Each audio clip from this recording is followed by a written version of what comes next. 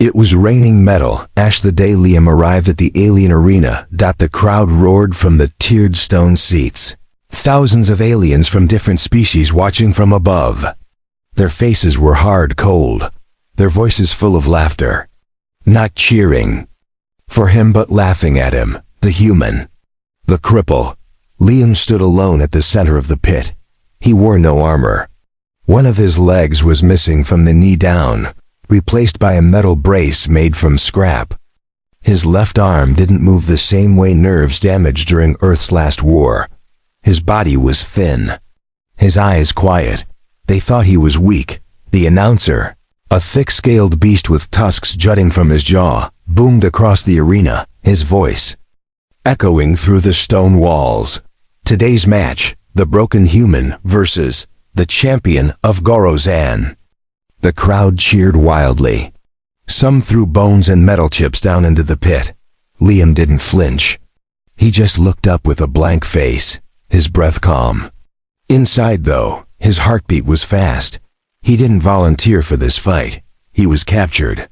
3 months ago, when Earth's last defense line fell, the alien warlords took prisoners. Many died in labor camps. But the interesting ones they brought to the arena. Gladiator games for entertainment. They called him the Crawler. They thought this would be a joke. A huge gate across the pit opened with a deep growl of gears. Steam rose. A giant figure stepped out 7 feet tall, covered in black armor, with glowing red eyes and twin axes. The champion of Gorozan. He was undefeated. The creature raised one axe high, and the crowd screamed louder. It pointed at Liam like it was looking at a bug. Liam didn't move. Not yet. The champion ran forward. The ground shook with each step. Its blades spun in the air, a blur of steel. Liam dropped low. The first axe swung above his head. He rolled sideways, sharp pain shooting through his bad leg. But he kept moving. The second axe hit the dirt where he'd been 1 second earlier. The crowd went silent for a moment. The human didn't fall. The champion grunted in confusion. It charged again, swinging both blades fast. Liam grabbed a handful of sand and threw it toward the alien's glowing eyes. It roared, blinded for half a second. That was all Liam needed. He spun low, using the weight of his brace like a hammer. The metal of his leg cracked against the back of the alien's knee. A loud snap. The champion stumbled. Liam moved again, this time faster, smarter. He knew pain. He knew how to use weakness. He struck the other leg, then jabbed the broken arms. Sharp metal tip into the soft gap between the alien's armor plates. The champion screamed. It swung wildly, missing everything. Liam rolled behind it and drove the tip again into the back of its neck, then pulled hard. The giant fell. The crowd gasped. Silence. Then shouts. Confused, angry, others stunned. The crippled human stood over the fallen champion, breathing hard. His body shaking, but still upright. Blood dripped from his fingers. One eye swollen shut. He raised his head and looked directly at the warlords seated in the high box. He didn't smile. He didn't need to. He had won. And now they couldn't ignore him. 2 guards dragged Liam back to his cell. His hands were shaking. His knees weak. His side bled where one of the champion's blades had grazed him. But even as he limped down the dark hallway, he could feel the change in the air. The guards didn't insult him like before. They didn't laugh. One of them, tall and pale, with insect eyes, glanced at Liam like he was trying to understand him. Like he didn't believe what he had seen in the arena. Liam kept his head down. He had learned not to celebrate too early. In the silence of his cell, he pressed his back against the cold stone wall and slid down. He reached into the corner and pulled out a hidden piece of cloth. Carefully, he tied it around the bleeding cut. He stared at the ceiling. Another fight was coming. They wouldn't stop now. Not after what he did, and next time, it wouldn't be just one champion. Footsteps echoed outside. Then the cell door opened. Not a guard. Someone knew. She was tall and dressed in a long blue cloak. Her skin was silver, her eyes glowing like stars, but her expression was calm, thoughtful. "You were not expected to survive," she said softly, stepping inside. Liam said nothing. "I am Nari, High Tactician to Lord Varnak. He watched your fight." Still, Liam stayed quiet, his breathing steady. Nari tilted her head. "He wants to know how a broken human defeated the Gorozan champion." No tricks, just a simple answer. Liam finally looked at her. "Because pain is my teacher," he said. "And your champion has never lost before. That makes him soft." Nari's eyes blinked slowly. "You understand more than most." She reached into her cloak and placed something beside him. A small dish of water, a strip of clean cloth, 2 white capsules. Medicine. Then she turned to leave. "More tests will come," she said. "Prepare yourself." The door shut behind her. Liam didn't trust it, but he used the supplies anyway. He cleaned his wound, swallowed the pills, and let his body rest. For 3 days no one came. No food, no guards, no sound except the quiet breathing of the other prisoners far down the hall. Then, on the 4th day, the lights flickered. Liam stood. He knew what that meant. Another fight. But this time when the gate opened, it wasn't a pit. It was a chamber, and waiting for him inside were 2 champions. One from the jungle world of Carves, with claws like swords and glowing tattoos across her chest. The other, a stone-skinned beast from the fire moons, dragging a burning chain.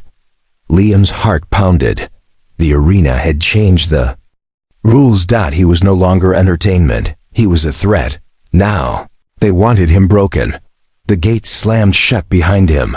The crowd above cheered louder than before, but Liam didn't move. He studied the fighters, watched how they shifted their weight, which side they favored, where their armor opened. Every second counted. He whispered to himself, "No champion stays perfect forever." The jungle fighter charged first, claws raised high. Liam spun, grabbed her wrist, and used her speed to throw her forward right into the fire beast's legs. The crowd gasped again. The fight had begun, and Liam wasn't done teaching them fear. The fire beast roared as the jungle fighter slammed into its legs. Sparks flew as the chain it held scraped the stone floor. Liam didn't wait. He ran forward and kicked the chain with his metal brace, making it twist. The fire beast stumbled, trying to keep balance. Liam ducked under the wild swing of the burning chain and grabbed a loose rock from the floor. He threw it straight into the jungle fighter's eye as she stood up. She screamed, covering her face. Liam didn't stop moving. He knew he had to keep them off balance. If they worked together, he'd be dead in seconds. The fire beast lunged, its heavy arms swinging like hammers. Liam rolled under the attack and slammed his brace into the soft joint behind its knee. It dropped down to one side. The jungle fighter hissed and leaped over the beast's back, coming at Liam with claws wide. She moved faster than anything he'd faced before. Her claws cut into his shoulder. Liam cried out, but turned his pain into focus. He grabbed her wrist, twisted her arm, and drove his damaged elbow into her throat. She choked, and he pulled her forward. Just as the fire beast rose again, she got caught in the middle of its next swing. The burning chain struck her side, knocking her into the arena wall. The beast roared in frustration. Liam limped back, bleeding. His arm was torn, his shirt burned, and his breath came heavy. But both fighters were now hurting. He looked up. The crowd wasn't laughing anymore. They were standing now, silent. One of their own champions just injured the other. Because of him. Liam knew he didn't have much time. The fire beast charged one last time, lifting the burning chain overhead like it wanted to crush Liam flat. Liam turned and ran straight toward the jungle fighter, who was still trying to stand. He jumped and used her back as a step, pushed off hard with his brace. Leg, launched himself straight at the fire beast's face. His metal arm swung down sharp, jagged, aimed at the soft spot just below the creature's glowing eyes. The hit connected. The fire beast dropped. Hard. Smoke rose from its armor. It didn't move again. Liam fell beside it, coughing, burned, bloodied, but alive. The jungle fighter crawled forward, ready to finish him off, but as she raised her claw, Liam caught her eye. His hand reached up slowly, not to fight, but open. She froze. For a second, her breathing slowed. Then she lowered her claw. The crowd gasped. Some shouted. The announcer's voice echoed through the air again. The human wins. Again. This time, there was no cheer. Only silence. Then murmurs, worried voices. He had beaten not one but two champions, and now one of them spared him. That had never happened. Liam was dragged back to his cell again, this time by 4 guards. No one spoke. Inside the cell, he collapsed. Hours passed. Then Nari returned. She knelt beside him and looked at his wounds. Her eyes narrowed. "You should be dead," she whispered. "I'm not," Liam said, his voice dry. She studied him closely. "You are changing things," she said. "They don't like it." Liam looked at her. "Let them be afraid." Nari stood slowly. "You don't understand, human. You're not fighting to survive anymore. Now you're fighting to destroy what they built." She stepped back into the shadows. "And they will send someone who cannot lose." Liam couldn't sleep that night. Every part of his body hurt. His shoulder was torn, his ribs felt cracked, and his leg brace was bent at the joint. But pain didn't matter now. Something else had settled into his mind. Nari's words. They will send someone who cannot lose. He stared at the stone ceiling, listened to the distant shouts outside the arena. He knew what was coming. They wanted to break him in front of everyone. And now, they were preparing something big. In the morning, the guards came. More of them than before. 10, wearing full armor. Some had electric rods in hand. Others carried thick chains. Liam stood without a word. He didn't fight. He didn't ask questions. They led him through a new tunnel, deeper underground. The walls were covered in strange markings, old war symbols from forgotten alien tribes. The air grew colder. Then the door opened. A room waited beyond. No crowd. No light above. Only one figure inside. Tall, muscular, covered in armor made from black bone. Its face hidden by a mask of teeth. Its eyes burned like blue fire. Nari stood in the corner, arms crossed. She looked at Liam, but said nothing. The guards shoved him forward. "This is Zulra," one of them said. "He doesn't fight for glory. He fights to erase." Zulra didn't speak. He didn't need to. Liam could feel it, the killing energy in the air. This was no game. No test. This was execution. The moment the guards stepped back, Zulra moved faster than any champion Liam had seen before. He ducked just in time to avoid a blade slicing past his face. The weapon carved a line in the wall behind him. Liam rolled sideways, pain shooting through his back. No time to think. No time to breathe. Zulra struck again, his other hand launching a short blade like a dart. It cut across Liam's arm. Blood sprayed. Liam gritted his teeth. He couldn't win this with speed. He had to use something else. He circled the room slowly, staying just out of reach. His eyes scanned the floor, the walls, the ceiling. Anything loose. Anything useful. Zulra charged again. This time, Liam grabbed one of the metal chains still lying from a past fight. He wrapped it around his brace and raised it just in time to block the blow. Sparks flew. The bone blade bounced off, but the force knocked Liam down hard. Zulra stepped closer. His eyes stared without emotion. He raised his blade for the final strike. But Liam smiled, not in victory, in understanding. He'd seen Zulra's weakness. The bone armor had no joints. It moved like stone. Heavy, solid, but slow in tight spaces. Liam rolled between the warrior's legs, grabbing the chain. As he passed, he wrapped it quickly around Zulara's ankles and pulled hard. The giant stumbled. Just for a second. But that second was enough. Liam jumped onto his back and drove his sharp metal brace into the gap behind Zulara's shoulder. The bone cracked.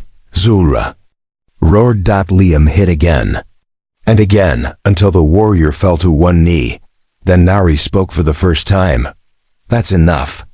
The guards rushed forward and pulled Liam away before he could finish the kill. Zulra was down but not dead. Liam's vision blurred. His knees gave out. He fell to the ground. Before he passed out, he heard Nari's voice close to his ear. "You just defeated the unbeatable. Now they will fear you." Liam woke up on a soft surface. Not the cold stone of his cell. Not the blood-soaked sand of the arena. A bed, clean sheets, a pillow, a light above his head that didn't flicker. He blinked. The pain was still there. His shoulder, his ribs, his arm, but someone had wrapped his wounds.